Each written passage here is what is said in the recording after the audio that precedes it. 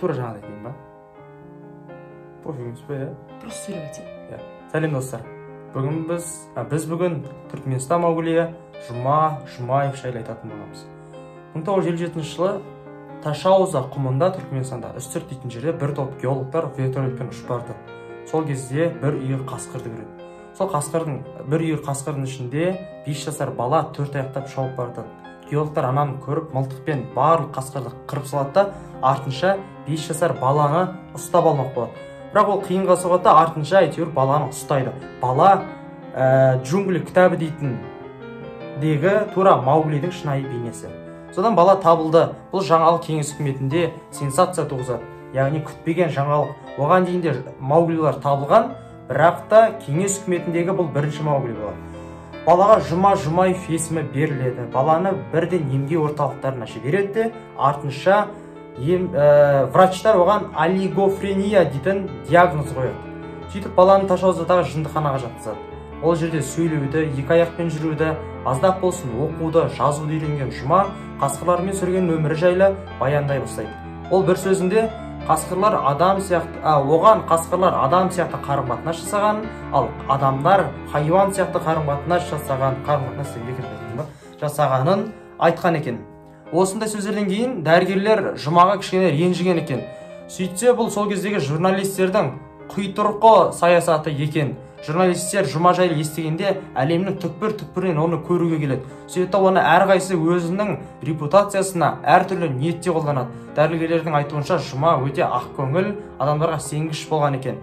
Сөйтіп жаңағы Жұмаға неше түрлі сөзді айтып, оны бүкіл әлем естіген дейді. Жұма өмір бойы жындыханада жатқан. Ол көптеген емдеу орталықтарын ауыстырған. Ташаузадан Ашхабадтан Калининскке, бір кездері Красноводская дейтін жерде де жатқан. Бұл жердегі психушканың жанында уран өндіретін карьер болған. Яғни бұл жерде жағдай өте нашар болған дейді. Сол жаңағы психушкаға барған кино мамандарының материалдарын жариялауға рұқсат бермеген, әлі күнге дейін ол жайлы ешкім көрмеген. Себебі ол уақыттағы, яғни уже 90-шы жылдарға келіп қалды. Түркменстанның жаңа президенті Сапармұрат Ниязовтың ұлт алдындағы бейнесіне Жұманың, яғни Жұмадай тұлға өте қатты зиян тигізетін еді. Себебі Түркменстан бұл түркі халқы болғандықтан, оларда қасқыр жануары өте үлкен, яғни тотемизм дейді ғой. Қасқырға табынады, қасқырдан тарайды деген бұрынғы Ашина қасқырдан тараған ғой, сол түркмендерде бар екен. Сөйтеді жаңағы қасқыр Сапармұрат Ниязов өзін нағыз қасқырмын деп атайды, ұлт көсемім дейді, бірақ та Жұма оған зиян тигізеді.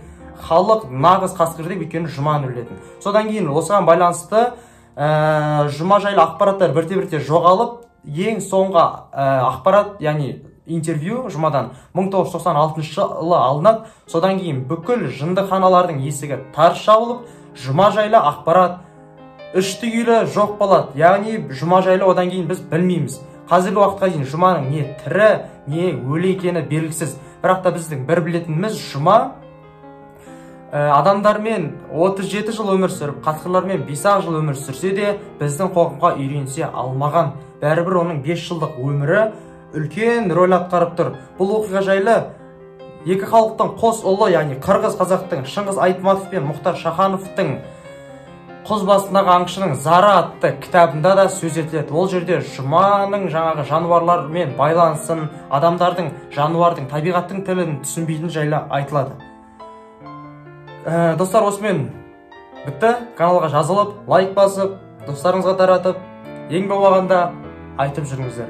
Сіздермен болған Қытыр-Фытыр, келесі кездескенше.